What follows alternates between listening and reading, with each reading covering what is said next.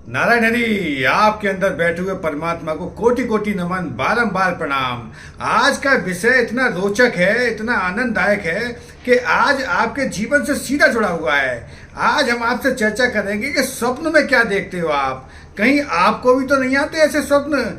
जिन स्वप्नों के बारे में आज हम आपसे चर्चा करने वाले हैं, आपको ये बताते चले पहले पहले कि स्वप्न किस प्रकार के आते हैं, किस प्रकार के होते हैं। उनमें भी तामसिक, राजसिक और आपके जीवन में घटने वाली जो चीज़ें होती हैं, जो सात्विक होती हैं, वो भी स्वप्न में बताई जाती हैं। स्वप्न इसी प्रकार से आते हैं मनुष्य के, जब वो आदि निद्रा अवस्था में होता है और आधा जगह होता है, तब स्वप्न आते हैं। आज आपको बताएंगे कि स्वप्न में आप क्या क्या देखते हो।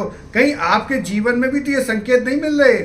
जैसे आप यदि यात्रा करने निकलते हो और कोई भी अपशगुन हो जाए तो आप सावधान हो जाओ, और सावधान होने के बाद कौन सी ऐसी चीज़ है जिसे आप बोल दो तो यात्रा कर सकते हो। और उसके बाद भी यदि दूसरा कोई अपशगुन होता है तो फिर थोड़ा ठहरो और रुको, और जो मैं आपको मंत्र बताने वाला हूँ आप उस मंत्र का जाप करते हुए आगे बढ़ जाओ, फिर यात्रा प्रारंभ करो। और तीसरी बार भी यदि अपशगुन होता है, आप जाते हो, तो फिर यात्रा को कैंसिल कर दो, वहाँ आपको जाना नहीं है।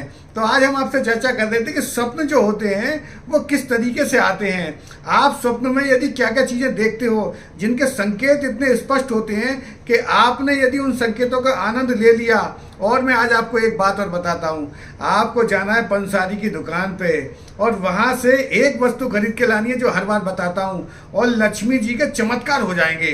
क्योंकि ये जो समय चल रहा है, होली का जो पर्व होता है, इस समय सारी चीज़ें आपकी जागृत हो जाती हैं जो सुप्त पड़ गई हैं। जैसे ब्रह्मा जी, भगवान ब्रह्मा जी किस चीज़ के कारक हैं? वो जितने भी संसार में चीज़ें हैं जो ब्रह्मा जी ने बनाई हैं, ब्रह्मा जी कारक हैं मंत्र के। जितने भी मंत्र बनाए गए हैं वो सारे ब्रह्मा जी के अधीन हैं। और जितने भी संसार में यंत्र बनते हैं, उन यंत्रों को भगवान नारायण, भगवान विष्णु स्वयं उन्होंने अपने पास रख रखा है। और जितने भी संसार में तंत्र की चीज़ें हैं, जितने भी तंत्र के प्रयोग हैं, वो सारे भगवान शिव ने अपने पास रखे हैं। तो आपको पहले ये समझना पड़ेगा कि ब्रह्मा जी जो हैं वो मंत्र के कारक है। वो जितने भी मंत्र उन्होंने बनाए हैं और यंत्र में जिनको सजोया है वो भगवान विष्णु हैं। और जो आप संसार में चाहते हो, जो संसार में करते हो, जितने भी तंत्र हैं वो सब भगवान शिव के अधीन हैं। तो आपके जो इष्ट हैं, आपकी जो कुल देवी हैं, आपके जो कुल देवता हैं, उनकी आराधना आप करते हो तो आपके जीवन में आनंद फलीभूत हो जाता है। मैं आपसे चर्चा कर रहा था कि आप देखो, पूरा वीडियो देखना, छोड़ के मत जाया करो। आप बीच में ही स्किप कर देते हो। पूरा देख लिया करो कि गुरु आपको क्या बता रहे हैं। आपके जीवन में आनंद के लिए प्रोग्राम बनाता हूँ, ये आप ही का प्रोग्राम है और आप ही के लिए है। इसका भरपूर आनंद लिया करो। तो हमारी चर्चा हो रही थी कि स्वप्न में जो आते हैं वो संकेत देते हैं।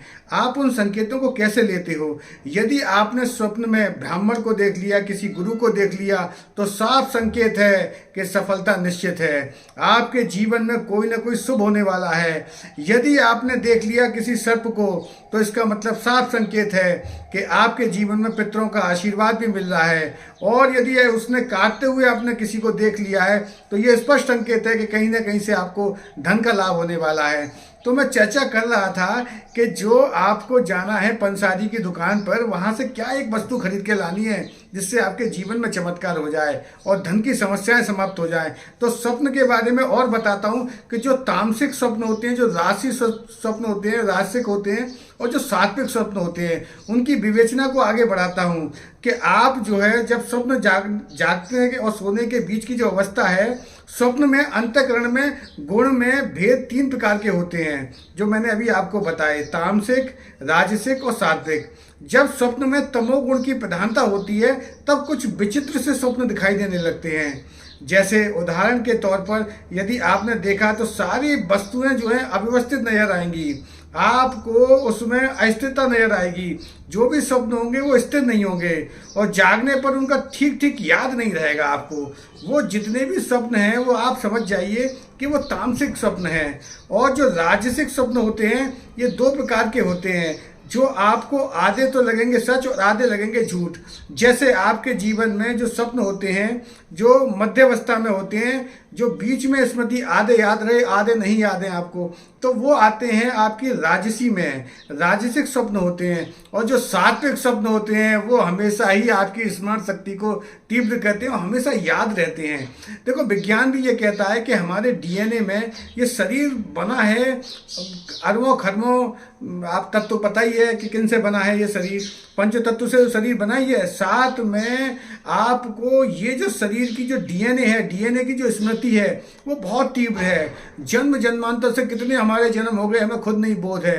तो ये डीएनए हमारे साथ साथ चलता है और ये हमें बोध कराता है हमारी स्मृतियों में।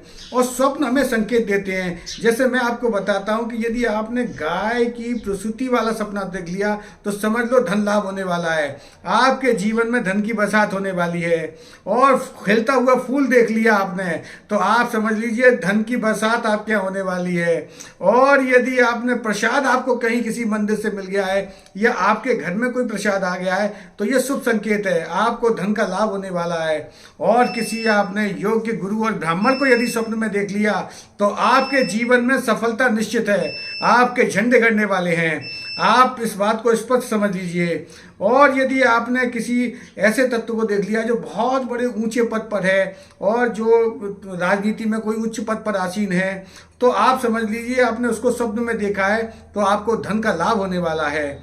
और यदि आपने ये देख लिया कि किसी भी व्यक्ति का आपको आशीर्वाद मिल रहा है और यदि आपने अपने पिता देख लिए और आपने यदि ये देख लिया कि आप किसी बैंक में गए हो, आपने ये देख लिया तो समझ लीजिए कि आपका संकेत साफ है कि आपको धन का लाभ होने वाला है। तो कुछ ऐसी चीज़ें मैं आपको बता रहा था कि आपको पंसारी की दुकान पर जाना है और वहाँ से एक वस्तु आपको खरीद के लानी है। वो वस्तु लाने के बाद आपको अपने मंदिर में रखनी है, जो मैं पहले भी बता चुका हूं कि मंदिर में रखने के बाद आपके जो धन के मार्ग हैं वो खुल जाएंगे। क्योंकि ये होली का पर्व चल रहा है इस समय और होली के पर्व में विशेष सावधानी आपको ही बरतनी है कि जितने भी चौराहे हैं, जितने भी तिराहे हैं, आप घर से जब भी कभी निकलो तो आपको अपनी जेब में एक वस्तु रख के लेके जानी है। हमेशा आप उस वस्तु को साथ रखोगे तो कोई परेशानी दिक्कत आपके जीवन में नहीं आएगी। सबसे पहली चीज़ है कपूर, वो आपको अपने पास हमेशा रखना है, भले छोटी सी डेली हो और आप अपनी उसे पॉकेट में रख लो। यदि उसको रख लेते हो तो जितनी भी आधा व्याधा परेशानी दिक्कतें हैं तो वो आपकी समाप्त हो जाएंगी।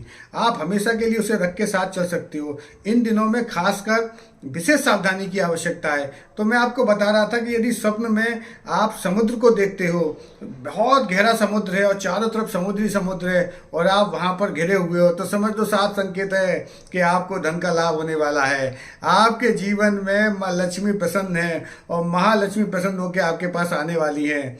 आप यदि देखते हो किसी को युद्ध को, आपने यदि किसी युद्ध को देख लिया, फाइट करते हुए देख लिया तो समझ लो आपके जीवन में कोई ना कोई धन की आपके जीवन में बढ़ोतरी होने वाली है, धन के रास्ते खुलने वाले हैं। और आपने देख लिया यदि कोई आपको पुस्तक दे रहा है, कोई किताब यदि आपको भेंट कर रहा है, आपने स्वप्न में देख लिया तो समझ जाओ साफ संकेत है कि आपके जीवन में धन की बढ़ोतरी होने वाली है। और कहीं न कहीं आपने यदि पितरों का अपने जीवन में देख लिया, आपके पितर यदि स्वप्न में आते हैं तो कोई न कोई परिवार का सदस्य यदि बढ़ोतरी होने वाली है, उसमें कुल की कोई वृद्धि होने वाली है, आपको भूमि भवन वाहन का कोई सुख मिलने वाला है। यदि आपको पितर यदि आशीर्वाद देते हुए यदि मिल गए हैं या दिखाई दे रहे हैं आपको स्वप्न में, तो मैं बता रहा था कि पंसारी की दुकान पे आपको जाना है, वहाँ से आपको एक वस्तु खरीद के लानी है और वो इतनी चमत्कारी वस्तु है। और खासकर होली के पर्व पर आप विशेष इस चीज़ को यदि अपने पास रख लेते हो, ले आते हो तो जीवन में चमत्कार निश्चित हैं। ये विशेष होली पे ही प्रयोग किए जाते हैं और वो धन के लिए होते हैं। देखो, सबको संसार में रह रहे हो तो धन की बहुत आवश्यकता है, बिना धन के संसार चलता ही नहीं है, चाहे कोई कितना भी बोले। वैसे मैंने एक सुविधा आपके लिए प्रोवाइड करी है कि आप मुझे शाम को 5 बजे से 7 बजे के बीच में कॉल कर सकते हो, अपनी जन्म पत्री आप मुझे भेज सकते हो, दिखा सकते हो, डेट ऑफ बर्थ समय आप दे सकते हो, मुझे फ़ोन भी कर सकते हो, मैसेज भी कर सकते हो। ये सुविधा बिल्कुल निःशुल्क है, ये आपके लिए मैंने ये सुविधा शुरू करी है। तो मैं बता रहा था कि आप मुझे फ़ोन कर सकते हो, मेरे डिस्क्रिप्शन में जाके देख सकते हो, नंबर दिया हुआ है, आप मुझे फ़ोन कर सकते हो। तो मैं बता रहा था कि आपको पंसारी की दुकान पे जाके एक वस्तु खरीद के लानी है। वो वस्तु इतनी चमत्कारी है कि आपने ले आए और लाने के बाद आपने घर के मंदिर में रख दी तो आपके जीवन में माँ लक्ष्मी की विशेष कृपा आ जाएगी।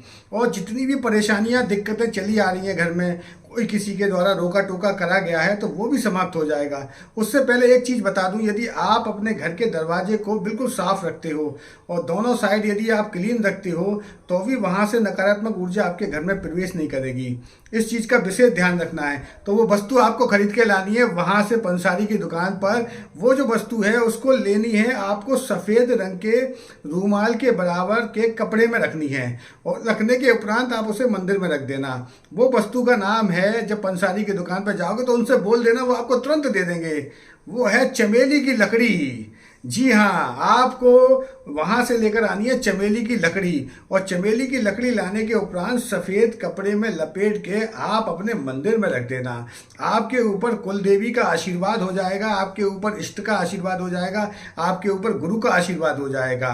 आपके जीवन में चमत्कार उसी समय से प्रारंभ हो जाएंगे और धन की जो कमी चली आ रही है वो रास्ते प्रशस्त हो जाएंगे। मगर उसके लिए कर्म विधान विश्व रचना का जो यश करिए तत्फल चाका। कर्म के अधीन संसार है, जो जैसा मनुष्य कर्म करता है वैसा ही उसको फल प्राप्त होता है। आपकी इच्छा शक्ति यदि है, ईश्वर के प्रति आस्था है तो आपको सफलता निश्चित मिलेगी। आपके अंदर बैठे हुए परमात्मा को कोटि कोटि नमन, बारंबार प्रणाम। नारायण हरि नारायण हरि नारायण हरि।